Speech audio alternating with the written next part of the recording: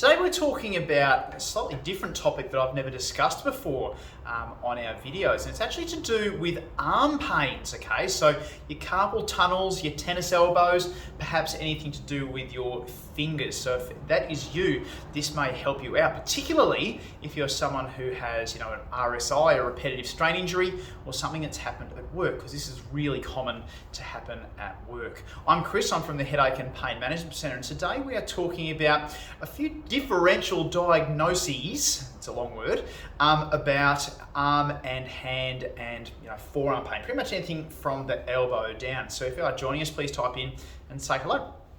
Now, when we're talking about different things like carpal tunnel, like tennis elbow, perhaps repetitive strain injuries, they're really common diagnoses to be diagnosed with. And certainly 15 years ago, it was a catch-all sort of diagnosis. Anything in the wrist, it's probably carpal tunnel. Anything in the elbow, it's probably a tennis elbow. Anything that is kind of a diffuse arm pain from using a mouse at the computer, they might have called it an RSI or a repetitive strain injury. But we now know that there are it's a little bit more complex than that, and there's a few long forgotten sort of links back towards the shoulder and the neck when it comes to these sorts of conditions. So there are a lot of people that I've seen that have been diagnosed with carpal tunnel that have had the surgery for carpal tunnel and it hasn't quite worked out, okay? Nothing's actually changed.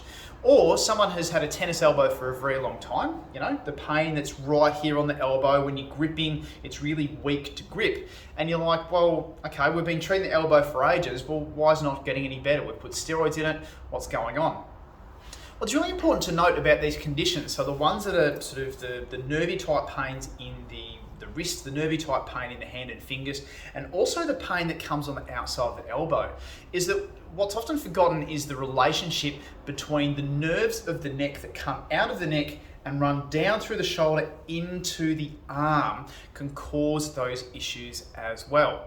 So quite often, if it's a textbook carpal tunnel, you'll get into this position and your hand will go to sleep. Okay, that's a textbook one for us. When it comes to tennis elbows, if it's painful right on the localized spot and it's always worse when you grip and you can change the pain, that might be a very local thing.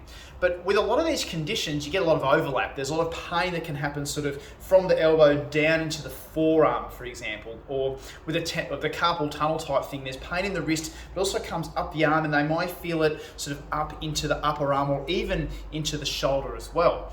If we see these sorts of things where it's not a very, very local, pinpoint type condition, it's more likely to be the way that the nerves move, get that one, Taylor, through the tunnels in the arm and in through the neck and shoulder. So quite often you can have an issue up in through the neck, and typically it's around about, those joints between C5 and T1, so the nerves that come out of there that run through and move down, that might be the issue. So getting the nerves moving in through the arm and desensitized is one way to do that.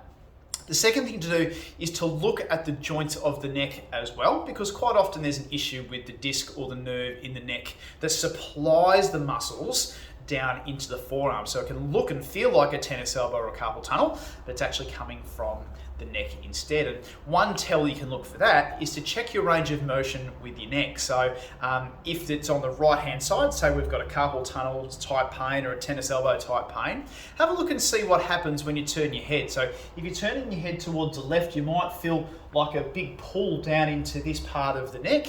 And if you turn to the right, you might find that it's a bit blocky, like you can't turn as far as you can to the other side. And you may actually feel a bit of pain either into the shoulder here or perhaps even at the front or behind your shoulder like that. So that's a good way to tell if your neck is related to your arm. So actually move your neck around to see if there's any discomfort with your neck or any differences side to side to compare what's going on. So I guess the take-home message is that there's a lot of times where there's carpal tunnel, there's tennis elbows, even golfer's elbows, like the pain in the middle, or perhaps some weird sort of arm pains that don't really seem to make a lot of sense. But in reality, it's actually to do more with the nerves coming out of the neck and the movement of the nerves going down the arm and supplying the elbow and hand. So when you are going to the physio, and certainly we see this all the time because we do look at a lot of spines, we look at necks and backs all the time, and we strengthen the necks and backs for anything that comes in that looks like this. to get them to assess the neck to see what's going on, because often the neck is the missing piece. If you're not getting anywhere with your carpal tunnel, with your tennis elbow, please look at the spine, look at the neck and see what is going on there, because it might just unlock the mystery for us. Hey, I hope that's been helpful. Any questions, please type in below, and look forward to seeing you again for the next Facebook Live video. Cheers and bye for now.